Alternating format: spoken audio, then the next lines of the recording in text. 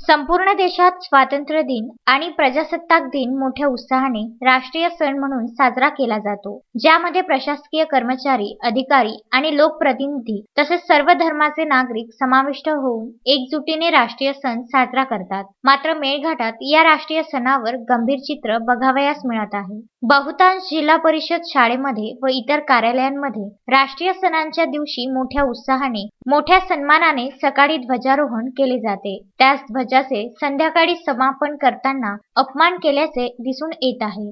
सकाळी ज्याप्रमाणे मोठ्या उत्साहासोबत अधिकारी कर्मचारी ध्वजारोहण करतात, त्याचप्रमाणे संध्याकाळी समापन करताना सुद्धा त्या ठिकाणी उपस्थित राहून मोठ्या सन्मानाने तिरंगास खाली उतरवून त्याची घडी करून त्याला व्यवस्थितपणे ठेवणे अपेक्षित असते। मात्र मेळघाटातील धारणी तालुक्याअंतर्गत येणाऱ्या बहुतांश जिल्हा परिषद शाळेमध्ये मुख्याध्यापक व इतर शिक्षक ध्वजारोहण करून आपापल्या गावाकडे पसार होऊन जातात आणि खिचडी बनवणाऱ्या बाईला किंवा शाळेतील चपराशाला संध्याकाळी तिरंगा उतरवण्याबाबत सांगून जातात। असेच प्रकार जिल्हा परिषद काटकुम व भुलुमगव्हाण शाळेत स्वातंत्र्य दिनी पाहायला मिळाले आहे। आता गंभीर बाब अशी की नियमाप्रमाणे तिरंगा उतरवण्याच्या वेळी सुद्धा तिरंग्याला सलामी देऊन राष्ट्रगीत म्हणावे लागते। मात्र मेळघाटातील धारणी तालुक्यात बहुतांश ठिकाणी तिरंग्याला सलामी देण्याशिवाय तसेच दोरीतून काढून अलमारीमध्ये ठेवले जाते। राष्ट्रीय ध्वजाचे अपमान केल्याप्रकरणी या संबंधित वरिष्ठ प्रशासन कोणती दखल घेणार व कधी घेणार